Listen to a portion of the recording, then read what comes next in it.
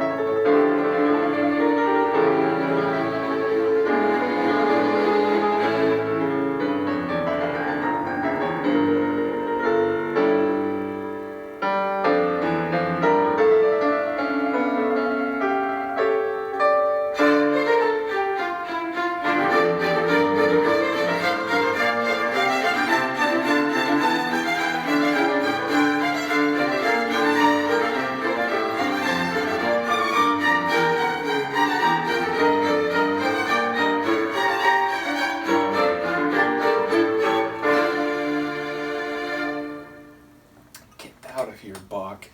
You legend, you master. So many things to say. First, it's just terribly Baroque in the best possible way, right? Which I realize when it comes to a Bach concerto is like saying water is so very wet and fire is so very hot, right? But yes, definitely it is just quintessential Baroque sounding. I also very much enjoy the way, and as in a lot of piano concertos, not just from the, well, more on that in a moment, but as in a lot of concertos, the strings support the piano playing the lead melody in such effective ways. And I like how in a lot of parts in this third movement, the piano is meandering along very deliberately and purposefully, while the strings are just doing these flourishes to accent and to accompany the piano line. Although I will say also, the beginning and the end of this third movement, the strings are like basically in unison with the piano, and they have a more like prominent role, it feels like, in the beginning and end of this movement. But yes, I love those string flourishes. They really do provide the perfect support to the lead melody, in this case the piano. And indeed, what I was going to say is, like, again, I know there were like early versions of the piano in Bach's time, but primarily, a piece like this would have been played with the harpsichord. One advantage, of course, of the piano, and obviously it's part of its name, the pianoforte, is that the piano, you can play lighter or louder the same notes, the same chords. And there are a couple points in this movement where I notice like the piano softening the delivery and then getting a bit more intense with the delivery, which is not really something you can do with the harpsichord. So while the harpsichord version of this concerto will likely always be my favorite, and while that is even more Baroque sounding, there were a couple moments here where it's like, oh, I really like the way it got a little softer there, and that's something that the piano can do that, again, the harpsichord is not really capable of. So yeah, there's a couple moments along the way where it's like, oh, like this is a unique feature to a piano rendering of this concerto. And yes, once again, I enjoy Gould's playing. It is very sprightly at parts, and then a bit more forceful, a bit softer. So I enjoy his, what's the right word, interpretation of, and alongside Leonard Bernstein conducting, of course. But yes, I enjoy the way he plays this particular movement and the concerto overall. So while I still might prefer the harpsichord version, I think this is a great performance of this same concerto with the piano leading, and shout out to the Columbia Symphony Orchestra, because I think, as I said, those strings are very rich and they have a very compelling sound, again, especially in the opening and ending of this third movement, and overall as well. So yes, a very nice performance of this lovely concerto. As I said, somewhere down the road we'll go through the three movements of the violin version I have. But yes, we've now cleared the way. Classical Days 2026 can take place, and as I said, maybe next week, maybe a bit more likely the week after that, but definitely sometime in June, because I've been wanting to do this for a while.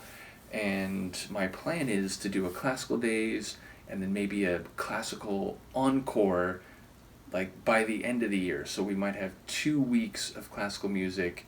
I'll probably spread them apart. So again, the Classical Days 2026 will likely come here in June, and then maybe again when we get to October or November, I'll do a classical encore.